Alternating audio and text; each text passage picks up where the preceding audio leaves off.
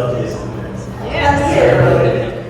I personally would love to start answering questions because there was a few people that came to the table that had a ton of questions. So I could certainly go into that, but you know, yeah.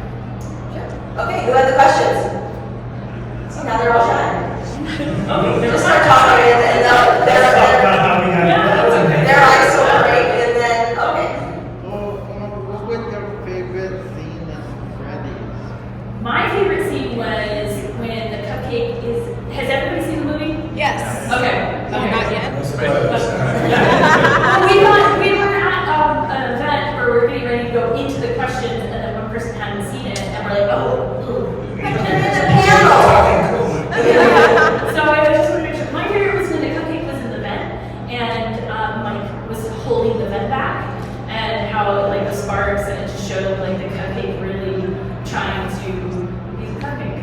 And he was pretty vicious throughout the entire movie, but that was my favorite. My favorite to actually film was when I was taking Abby to the parts room and putting Abby in the doll. That was a lot of fun to shoot. My favorite scene to shoot was when Mike meets the animatronics for the first time.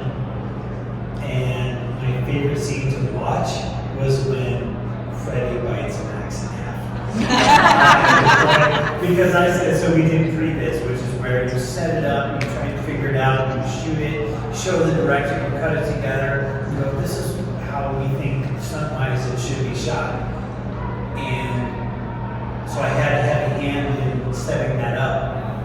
So I was really interested in the movie theater to see how it went. I could not have been happier.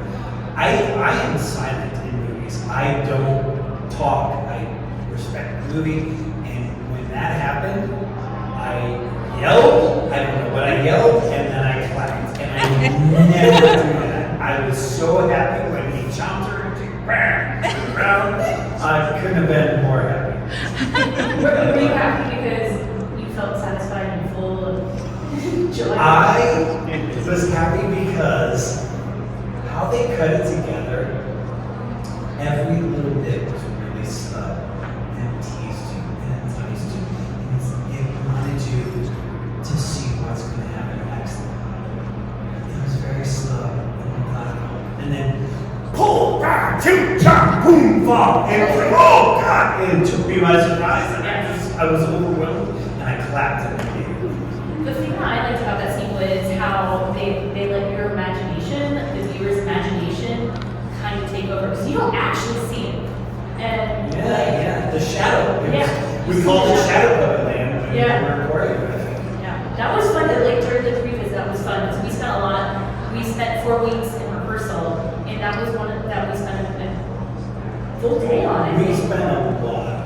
Just like trying to get the angle of it's called the plastic we use was called Miss Queen, trying to get the angle of that, and just like how far apart should the Max be from Freddy, so it actually looks like she's getting sucked in, and it was a lot of fun. Was there anything that happened or you wanted to talk about that was going on during the strike that you can now talk about? Oh, everything. Everything. The movie. We couldn't, because of the strike, we weren't able to actually talk about it. We couldn't say the name of the movie, we couldn't say the characters' names, and, rightfully so because of the strike, what we were striking as the Screen Actors Guild. But once the strike ended, we could, and so. The weird thing is, how I felt through the whole strike was, I'm gonna follow what the union is recommending we do and don't do, because that benefits all the actors, the 170,000 actors. But all of the 5 Nights at Freddy's fans already know what's going on. They don't need to be told anything. We were not allowed to promote this movie, but we didn't need to promote this movie. This movie promoted itself. YouTubers promoted this movie. Fans promoted this movie. So it kind of didn't matter what we did. So when we meet fans at conventions and we talk about our jobs and stuff, that was great and it's fun, but it really didn't have any effect on any of it because this movie wasn't successful because of promotion. It had been promoted since 2014, right? Matt Pat, Doc Hook, Raz, Baz, Avery Ryan. Those guys, Scott. That was the promotion. We had no effect on any of this. So that was my attitude through the whole thing. I'm like, I'm not gonna do things to hurt the union, hurt us as actors, but I really had no control. It was gonna go regardless. And I think we saw that. It was hard though because we were excited to talk about what was happening, stuff behind the scenes, like the like we just talked about the previs. Like we couldn't, but we wanted to so bad. And so once the strike was over, it was like, oh man, you could not stop. We could not stop talking about it. We were so excited to talk about it. Was it difficult not to be able to have a premiere, like a proper premiere?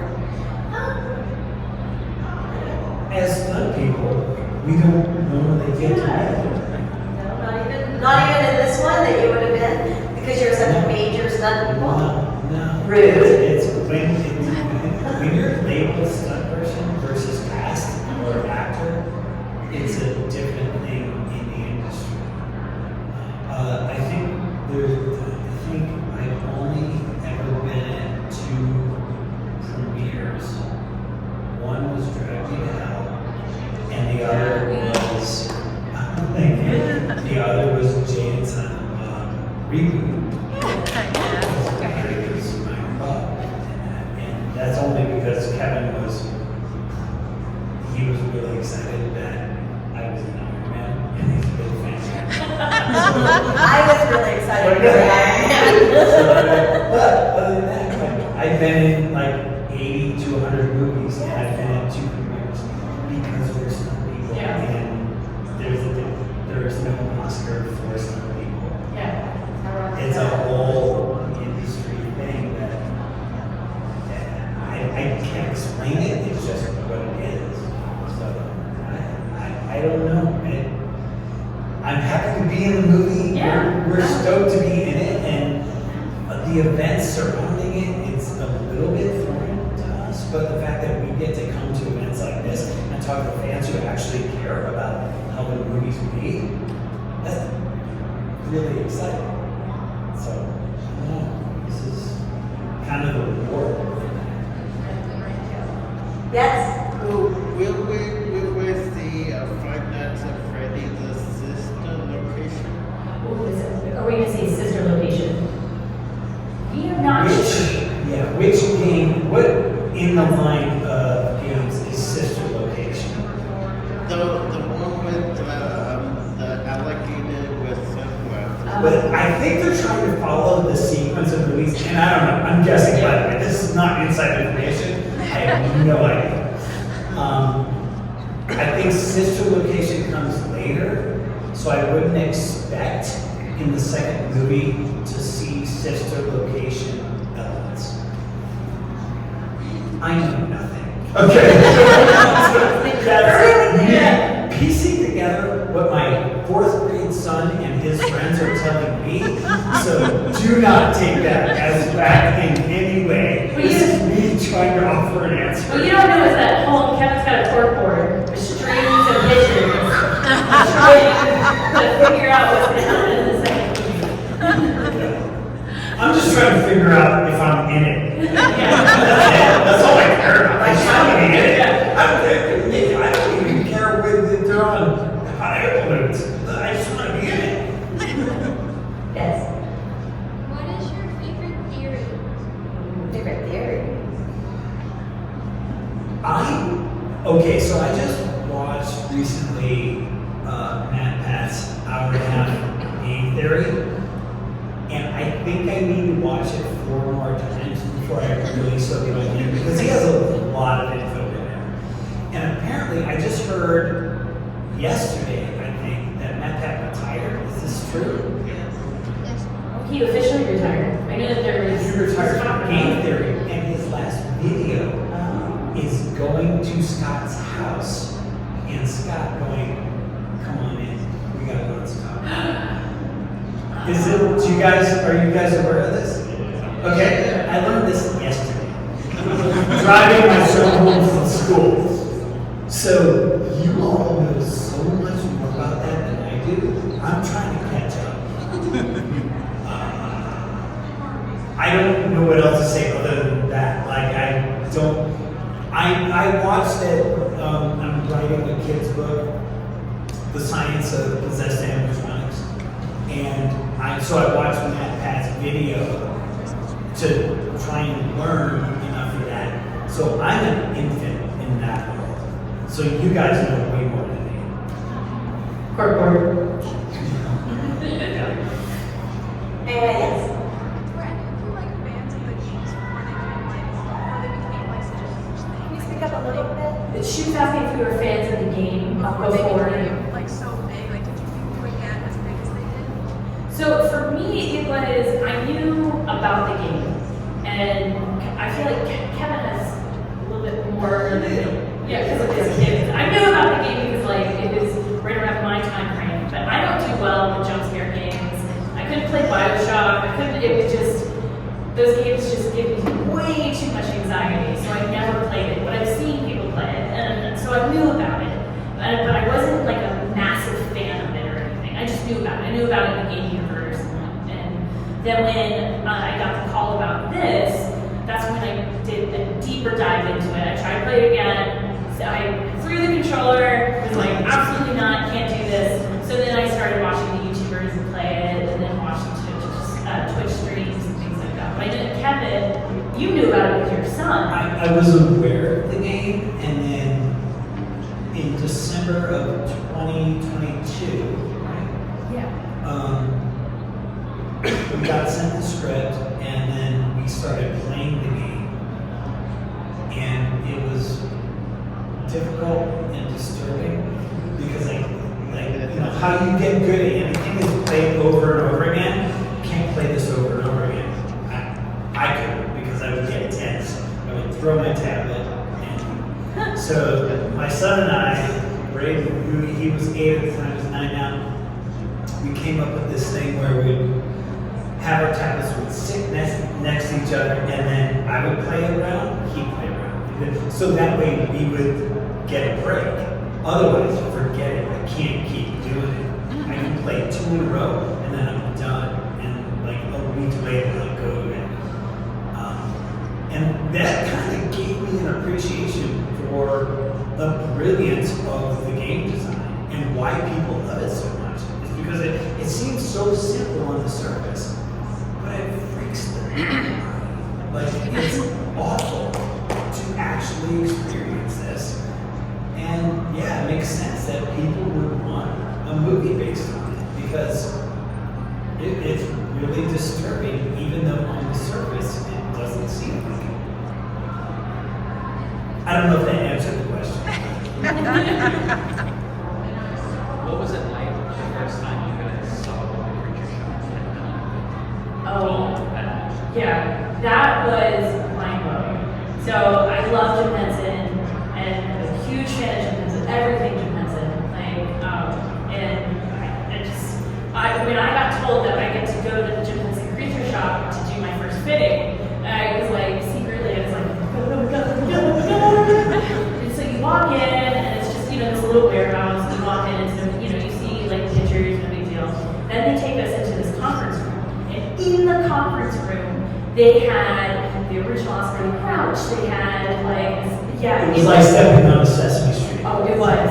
And they had dinosaurs. They had the little worm. Fraggle Rock. Dark Crystal. All that stuff. So many Jim Henson stuff there. The Cat's Keys. And it was, they're like at least 3-4 feet tall. They're not like little puppets. They're Full big. size Big Bird. Yeah. Wow. How big was full-size paper? So as big as Freddy or bigger. Yeah. 7 feet, 7.5. So like play cool, but inside I was like, oh my god. Like, imagine stepping onto Sesame Street Yeah. or into Fraggle Rock. That's what it feels like. Yeah, it was for me. It was a lifetime. Like it just, I could not believe. Like I was dreaming. I was like, where am I? How did I get here? How did this happen? And I imagined it would be like if when you guys walked on set of Five Nights at Freddy's. Like it was that kind of feeling. Like I could not believe where I was and how I was so blown away. How was your son when you found out you were going to play Freddy? How was your son's reaction when you found out you were going to play Freddy? And how did you keep him quiet so quiet? Yeah, and, you know, it was a slow roll. He was cool. And so in December 2022, I had already shut it down for Christmas. Like I shut it down mid-December for Christmas. But I got the script and it's like, all right, let's read the script. And I go, oh, I've got work to do. I've got to break this thing down for all the character movements, how we approach it, what's going on. And he wanted to read the script. And so he read, like, honestly, 75 pages of the script in one sitting. And so most of the read was like, he was locked in. But he was never, like, enamored. But over the last year, like, I feel like 2 weeks ago, I can't believe you're Freddy. Casually, legit, like, he did that like a week ago. The movie's been out for 6 months because I still can't believe you're Freddy. But he doesn't get out of hand with it, which I'm like, I guess that's like the ideal situation. He's like, cool, appreciates that he likes it, but he's not like gaga about it. And then he goes on and puts his VR headset on and plays, you know, death games. You know, whatever. He's like, whatever. I was like, it's so weird, you're Freddy. And I'm with him. I go, yeah, it kind of is. It's So weird. intellectual about it. Yeah, he just. How was he with his friends about it though? Well, I'll drop them off at school sometimes, and there'll be a random kid I never met coming up with this torn piece of paper going, I have your autograph. What's your name? Art. I'm gonna bring you a picture. It's cool. Just like, give me a day or two. You know, so it's, but everybody's cool. You should just carry your pictures around with you in your car. Especially Especially when you go to school. If I know I'm going to like a birthday party, Oh, God. I know there's fans there, I put them in the car. Yeah. Or going to school, you know. And you, Yeah. Yeah. But they're really kind of, like, I honestly, I gotta say, I'm really happy with how they are about it. They go, hey, that's pretty cool, but then they move on. And then it's like, hey, it's movie night. We're watching Moana, so what are we watching? You know, it's like really kind of grounded. But then they go, that's so weird. Because I'm there with them. Like, I guess it is kind of weird, you know? Now, I'm not sure where you're based out of, but do they go to school with a lot of Hollywood children? Or no? It's weird. So, my kids are in a small private school where it's K through 5. There's only one class per grade. Like, my son's class has 16 kids. My daughter's class has 22. And it's not a big, like, it's in the valley, so it's not very Hollywood. But oddly, there's a lot of parents that do post-production. A lot of editors. There's one of the moms is the head of visual effects from Marvel. And it's, but then there's a lot of editors. There's animation editors. Is everyone behind the scenes there? Yeah, exactly. And then there's a lot of musicians, and but it's not like movie stars. There's no movie stars. No movie star cases, right? Yeah, it's just, and it's a really tight community, and we've had a very rough last couple of weeks because of what's going on with one of the families. And the cool thing is Is that what you posted about? yes. Yeah. Last week. Oh, no. and stuff. And so, but the thing is, everybody rallies around. It's such a small community. The entire enrollment in the school from K through 5 is like 130 kids. So we're all very close, and we all, when somebody has a problem, we all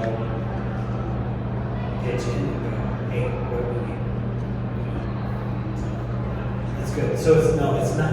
It absolutely doesn't feel Hollywood at all. We're in the valley. But that's probably why the kids are so grounded in the show business mindset, because their folks are in show business, but not the actor side. So they're on the behind the scenes They're not side. around. You're right. It's like, oh, that's what mom does. That's what dad does. Right. The fact that these two kids, like, their mom is the literal head of the visual effects of Marvel. And they're like, oh no, man, mom makes Spider-Man fly. Like, they don't think that's a huge deal. It's just that's what mom does. It's technically two questions. What part of the movie got you like jump scare wise, and also what was your reaction hearing all the fans in the movie theater reacting to things? So I saw, when the first time I saw it, there was a private showing for the cast and crew. So I went and saw that there. So I didn't see it in public. So I didn't get to that experience of, just the public's reaction to it. So it was basically like the fans coming to the table and telling me their reactions and the reactions in the movie theater, which I absolutely love because everybody was super excited about it. And I really wish that I was there in the movie theaters. In the wild. In the wild, yeah. And it was, but let's see, I think the thing that got me jump scare wise was Balloon Boy. Like, I didn't know, I wasn't on set. Like, I think I was on set because we were shooting something else, or I was there, but I don't remember them shooting that. So I didn't know it was coming. And so it got me. I was like, oh, okay. That got me too, the Balloon Boy, but the thing was, okay, so in the theater, we were in Orlando, Florida for a convention, and I was there with my family, and Jade, who played Bonnie, was there with his family. We were all in the theater together. 5 p.m. showing Thursday, the 26th, the night before the eventual opening. Jade's on my left, and my wife's on my right. Every time something happened that got cut out of the movie that we knew we did and it was painful, me and Jade were like, Oh yeah, I know what scene you're talking about. That I was sitting there. I Foreboding? was like, they cut it. They cut it. They cut it. And then my wife's on my right, and every time Balloon Boy showed, like the first Balloon Boy jump scare, we were like, oh, that was funny. And then we would giggle. Every time Balloon Boy showed up, we would giggle more. It was like we were laughing at ourselves for getting scared. And it became funnier and funnier and funnier. So, I don't want to say it was so scary, but it was like really enjoyable every time Balloon Boy showed up. I don't know. Loved it. And you had another part of it, or no? Oh yeah, have you ever looked up any like fan songs or fan videos that you're fans of at all? Oh, I know of a fan song. Do you know Stuck Inside? Yes, I love that song. He is Which here, version? he is here, I recognize him anywhere. The purple is bigger, quicker than me, and then I thought I was dreaming. He looks like a demon, and I remember, I did that now. Which version though? There's two Original. versions. The original? Original and remix. Like every version that exists on the song, I did that. Because Gabe and Nate, Black Griffin, Gabe sent me a message on Instagram, and this is how bad I am. I got it 3 days later. I was like, I go to my family, it's like Friday night, and I go, guys, I got this Instagram message from some guy, Black Griffin, wants me to do this vocal on this song. And then I met with Gabe and Nate, their brothers, incredibly talented musicians, and super cool guys. And I was like, yeah, let's do this. It's great. And I go, guys, I'm not a singer. So they made it a rap. I'm was like, yeah, I can do that. So we did it. We had a ball. It was great. And the song turned out, the first time they played that song for me, right after we recorded my part, halfway through it, I was like, I talked myself down from getting excited about FNAF stuff, but this is it. This is it. This is it. It's doing great. They knocked it out of the park with that song, and I'm fortunate to be on it. They crushed it. Oh, also JT Music. You know JT Music? 5 More Nights? Yeah. That's kind of my new favorite. I mostly listen to like CG5 when I was there. And, also CG5 remix of Stuck Inside. That's the one I listen to. Really? Yeah. The 9-year-olds don't agree. That's okay. So you were talking about Little Boy, and behind the scenes, it was what we call like elf on the shelf. But I'm sorry, behind the scenes, what? Then the little boy become like elf on the shelf. Oh, no, it was, we didn't really see him on set. That's why I was like, it kind of got me, because like literally, I didn't, We weren't there for any of that. yeah, and I'm like, when did they shoot that? But it does have a creepy elf on the shelf kind of It does, yeah. because it keeps showing up. And like when Josh like turns it backwards and shuts the locker. Yeah, I get that. It's like, you know, horror elf on the shelf. The day that the cab scene, you were there that day. Yeah. Did you remember seeing them shoot that? Okay, I was there, but not. I got wrapped before they did the balloon boy thing because that was a total surprise for me. The whole thing about that cab scene was I came to work that day. I was supposed to be Golden Freddy. I was going to get in the Golden Freddy scene, but if you are really, really versed in the games, Golden Freddy doesn't move. So Scott called the director that day and said, Golden Freddy doesn't move. Puppet on a stand, not superform. So he put the puppet on a stand. And then, so for the cab scene, you guys remember when Golden Freddy gets in the cab and the cab and it rocks sideways? Well, you don't see it. All you see Corey in the driver's seat when the cab rocks. How we did that was the special effects team on the left side of the car had an air jacket under the car. Me and Andy, the stunt coordinator, were hanging on the rear passenger door of the car to rock the car sideways like Golden Freddy's 500 pounds sitting in the car. We shot that scene 30 times. The entire time, I'm hanging on the door of that damn taxi cab. I was wearing grooves into my hands, going, please, Corey, please get it right, please do this. And it hurt so bad, like rubbing out the hands I could ever take. That was the whole thing. But I never saw the balloon boy in the passenger seat. So, yeah. We got wrapped before that happened. So that was a big surprise to me. Is that very rewarding when you see stuff like that? You're like, oh, that's out, unless they're finding well there.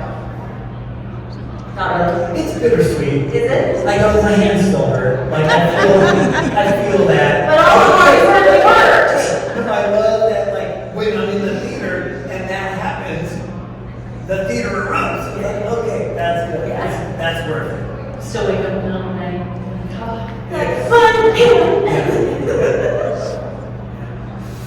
Anywhere out there? Yes. What was it like in the suits? Were they cumbersome to wear? They were, so the heads themselves were the heaviest part. They were 17 pounds. And so those were resting on our neck and shoulder a lot. Everything else was made out of foam, so it wasn't bad. It wasn't cold, you know, but it was a little warm. To prep for it, I went to the sauna every day for a few months prior to get used to the heat. And which I'm really glad I did. Because I didn't sweat as much as I thought I was going to be in there, but it still was warm. But the heads themselves were the cupcake was roughly 5 pounds. It might have been less, but because of the way that the suit was, I had to hold it at a very weird angle, and my arm would be on fire just holding it, because you had to hold it still, so you couldn't shake just a little bit, because it would just wiggle.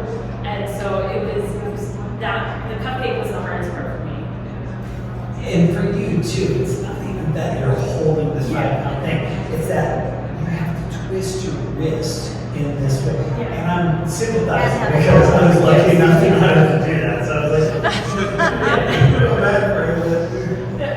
I have a microphone. Oh yeah, the microphone. But exactly, no, she had it way worse than that. But it wasn't bad because like, as soon as they would cut, I would hold the cupcake up on my shoulder, so I would get a rest. But it was like the last day of shooting, right before they picture wrap, they made us do our dance, and I swear it was like 15-20 minutes of us doing this dance, and I'm like, oh my god, my head on fire, oh my god, it's like.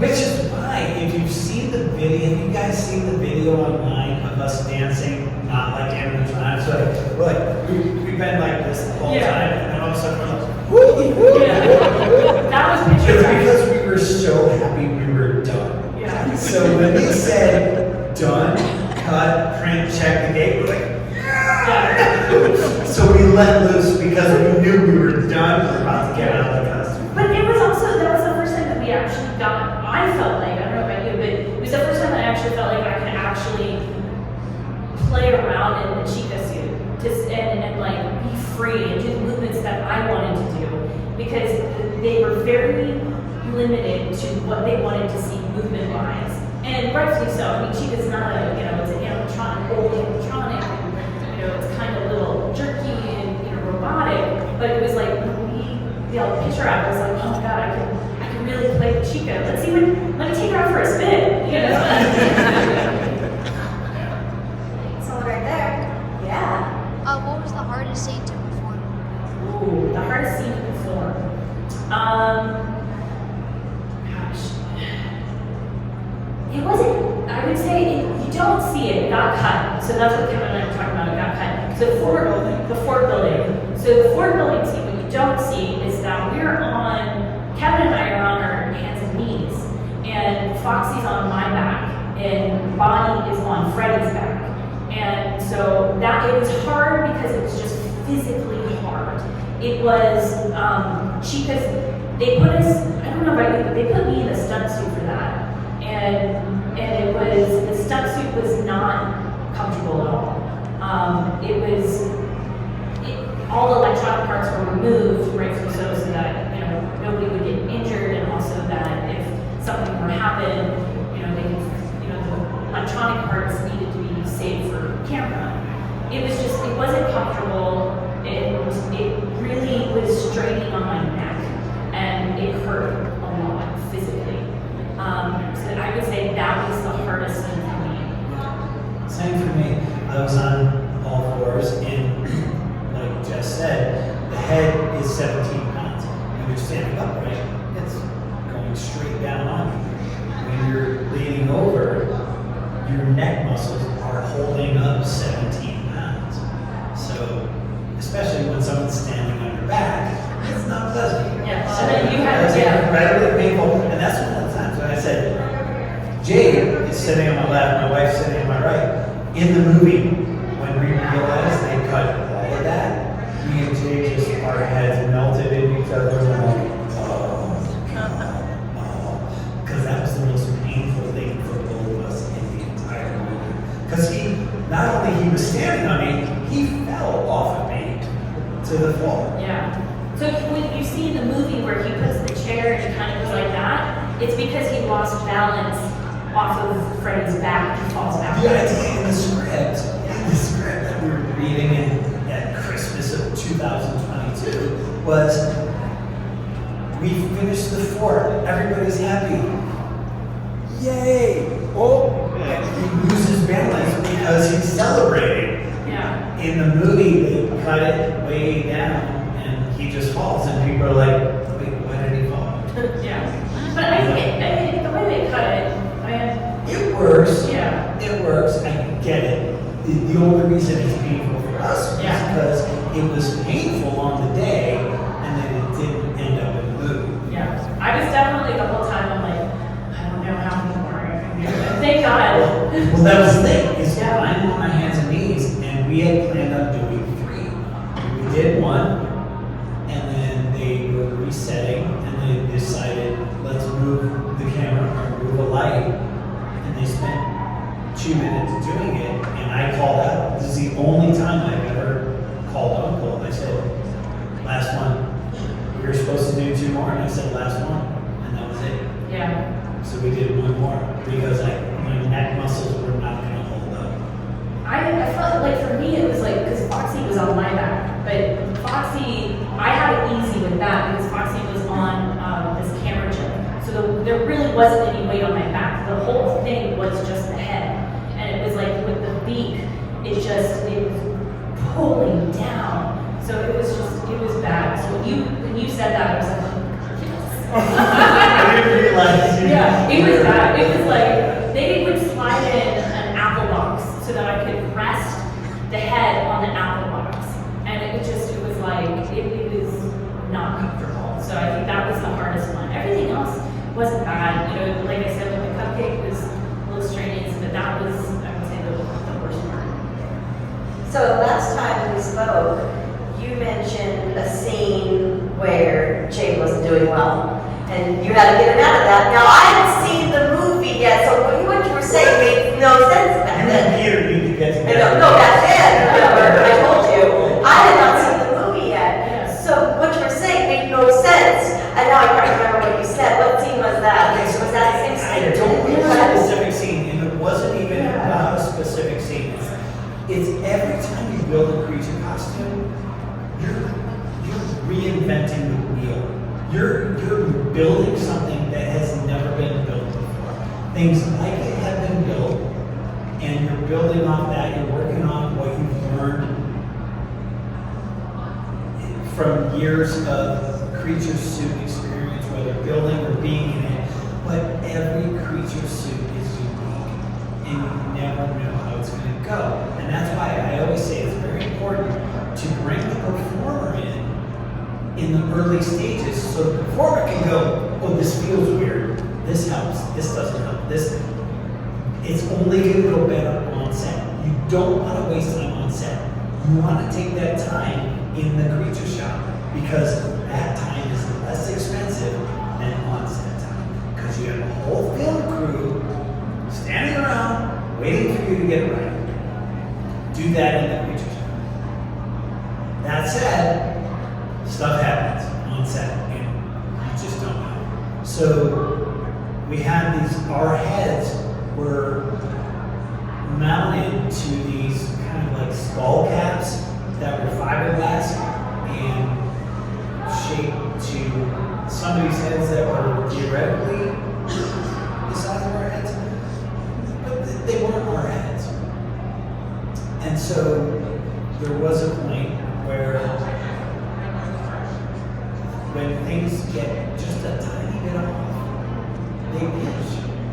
And Jade's head was going down. Jade played mom. He's like, yeah, guys, I can't feel my skull. It was like half his skull was down. And I go, Jade, you okay? Jade? I didn't hear anything. I go, heads off. And when we had been rehearsing, we had talked about when you hear the phrase heads off, you drop what you're doing. Don't care what you're doing. You drop it, you get the heads off. Because it might mean there's a fire in one of the heads. So it doesn't matter. Get the heads off, we'll sort it out later. So they heard heads off. 10 seconds later, all the heads were off. Jade got the feeling back in his skull, and everything was good. But that only happened once.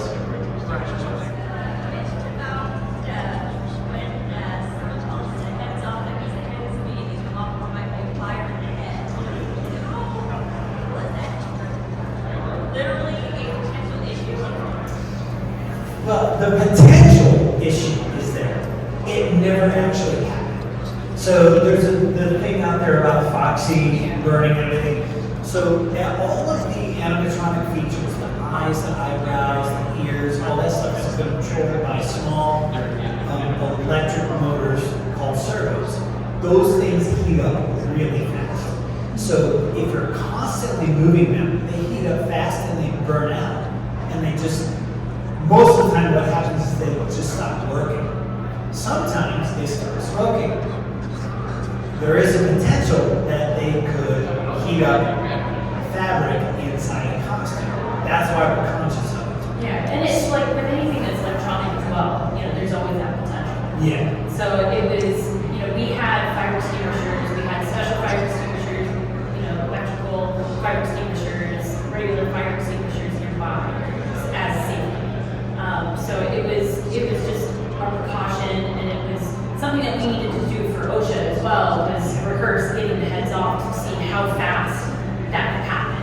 And we had it was 8 seconds. Yeah. We did a test and it took 8 seconds to get that out. So that was good. We never actually had a fire in it, but we had to be conscious of that. But there is a thing where like Jade's head is going on. We need to get the head off. So it's like it doesn't matter what the issue is. When you hear the phrase head off, get the head off. Because it's about safety. And then we can sort it out later. It might take 5 minutes to sort it out. Normally did. It's very quick. We never really had any serious health or safety issues about the costumes, but it was important that we were ready to deal with them if they did come. And that's where the 4 weeks of rehearsal came in, where they were still tweaking the costumes. And it was just, we would rehearse something and be like, hey, something doesn't feel right, or like, we noticed, we called them the bibs. I know that Chica has a bib, the torso part, we called bibs because they were kind of like bibs, the way that they would go on. And we'd be like, it's crooked, so it's not sitting right. So then they would go in and adjust the backpack that we were wearing because it was something wasn't sitting right. So the 4 weeks of rehearsal was a lot of us trying out the stunts, seeing how it goes, seeing how it works with our bodies, making sure we feel comfortable in it, but also to make sure that it was functioning the way that it needs to be on camera. What's the bond like with Matthew Lillard and Josh Richardson? So Matthew was on there for 2 days. So, and I'm not sure what time they got to spend together. We only saw him for... I would imagine very little. Yeah. Yeah, I would imagine almost no one at all. And honestly, if I'm an actor in either one of those positions, I don't want to know. Like, that first encounter when Springtrap comes out, and if I'm Josh, I don't want to see Matt until that moment. And I would imagine that's what happened. Anyone else? Going once, going twice?